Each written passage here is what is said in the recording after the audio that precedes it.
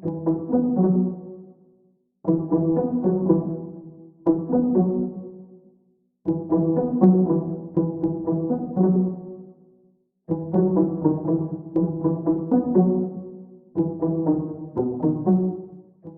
Toamasina jiolahy roa no matin'ny pôlisy tamin'iny andro ny 7 martsa iny araky ny vaovao izay avy any an-toerana hatrany.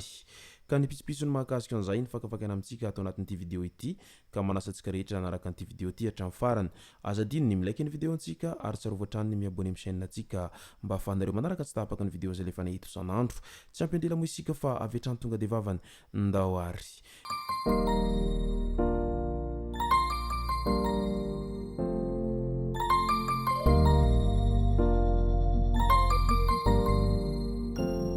Ny tonga tsy miarahaba hono namantesitra ka dia faly miarahaba isika rehetra mpanaraka tsy tapaka an'ity chaîne ity ny tenako amin'ity androandroany ity.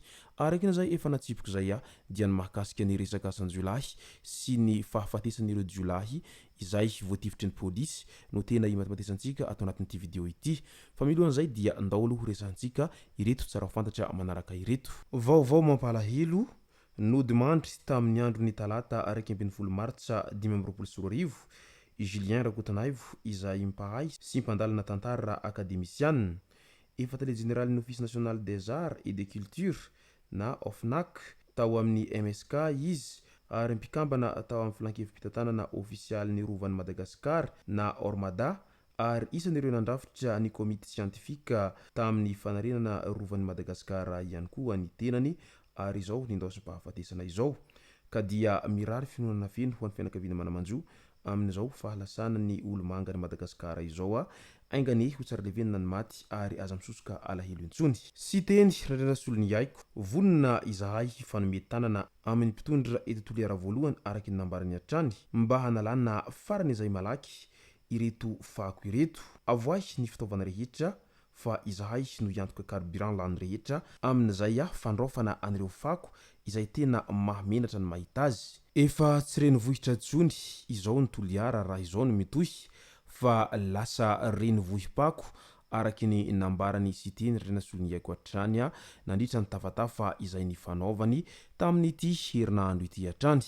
Tany Toamasina jiolahy roa matin'ny pôlisy. Jiolahy raindahiny iray izay lavo ny balan'ny pôlisy ny Ur tao Toamasina ny asabotsy 8 martsa 2024 tao Bazarmay. Isan'ireo efa nikarohina noho ny resaka halatra miaro herisetra sy vonolona moa ity jiolahy iray maty ity. Mbola misy ny namany izay nitadiavana taorian'izay. Ny andro 7 martsa 2024 indray nahazo loharano-bavao ny pôlisy pirenena fa misy jiolahy ny fanao fotoana ka mpampanofa basy ny iray raha mpanao fanafihana ny iray.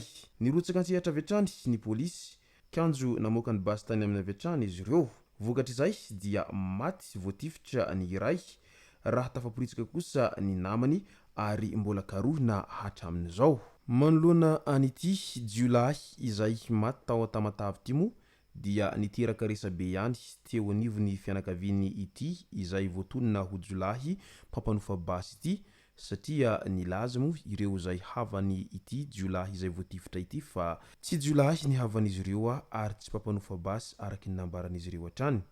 Nefa ny zavanisy teny an-toerana dia nifanositra tamin'izay ka inona ary ny tena marina tao ambadika an'izay resaka asan-jiolahy sy ny fampanofana basy isan-karazany izay ka dia andrasantsika eto nitohy n'ity raharaha ity izay tena mbola mampiahiahy an'ireo fianakaviany ity maty ity any an-toerana any amin'izao ankehitriny izao. Mbola ao anatin'izay asa fanafihana izay hatrany tany Ambositra tany izay nahavery vola 200 tapitrisa ariary lasan'ireo jiolahy. Tokantrano iray tao Antapony Vinany fokotany Andrefatsena ao Ambositra no nidiran'ny jiolahy izay roa ny rongobasy ny alatsinainy lasa teo.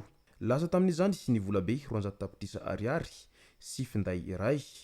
Voambana basy ihany koa ny tompotrano hoy ny loharanom-bavao. Vola saika homena ireo mpisitraka amin'ny fidy ao Antsenakely, komina Soavina, distrikany Ambatofinandrahana io vola very io. Nanamafy tamin'ny fanambarana ny fidy na ny Fonds d'intervention pour le développement fa ny rafitra ampandoha vola no ny harany fanafihany Jolay raha hanatanteraka ny fandoavam-bolan'ireo mpisitraka izany saika natao tamin'iny andro ny 1 Martsa 2024 nilaza koa ny fidy fa tsy manana alalana mitazona na mitahiry vola ny fandaharan'asa na any amin'ny birao na any an-tranon'ireo mpiasa ary tsy mitondra vola mihitsy eny an-dalana izy ireo. Miara-miasa amin'ny rafitra mpandoha vola samihafa izy ireo toy ny banky, mobile money sy ireo fikambanana ampandoha vola ary izy ireo no manatanteraka ny fandoavam-bolan'ireo mpisitraka ho an'ny fandaharan'asa rehetra raha ny fanambarana nataon'ireo tao amin'ny tambazotra Facebook hatrany. Araka izany dia misokatra ny fanadihadiana sy ny fitadiavana ireo navandoza. Efa nahetsika avokoa moa ny mpitandro ny filaminana any an-toeranany ho hiatrany loharanom-baovao fa ny mahagaga sy manitikitika ny be sy ny maro dia ny hoe milaza izy ireo fa tsy mitahiry vola nefa dia Jolay anankiroa fotsiny navita nandroba an'izay vola be 400 tapitrisa ariary izay natokana ho an'ireo olona izay tokony hisitraka an'izany ka dia mahagaga ihany ny zava-misy tahaka an'izany niseho tany ambositra izany. Tany Morafeno Toamasina indray mpampanofatena iray no nendahany lehilahy saika hitondra azy. Lehilahy saika hitondra azy tao amin'ny Bengalo tao Valipson no nanendaka ilay tovavy izay mpampanofatena 13 taona tamin'iny andro ny talata tamin'ny 4 maraina tany hoany.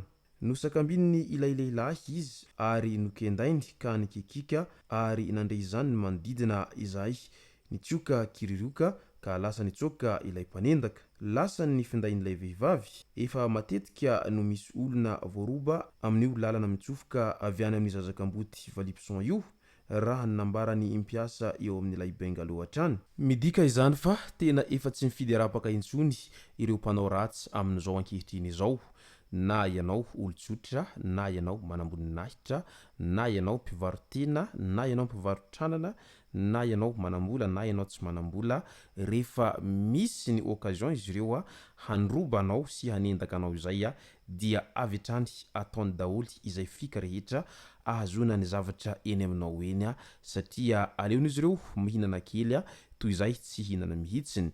Izy ireo raha teo moa tsy mahita asa noho ny izao fahasarotan'ny fitadiavana asa izao ka ny mandroba sy ny mangalatra ihany ny hany mba hainy amin'izay resaka fitadiavana sy fihariana izay.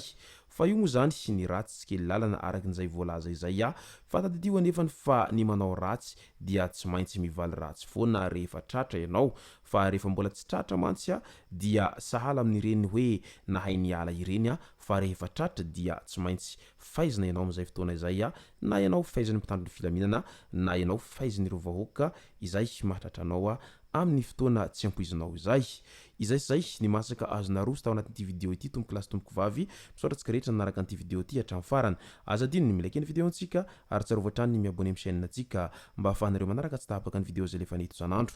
Tomboko lasy tomboko vavy mankasitraka dia mirary soa.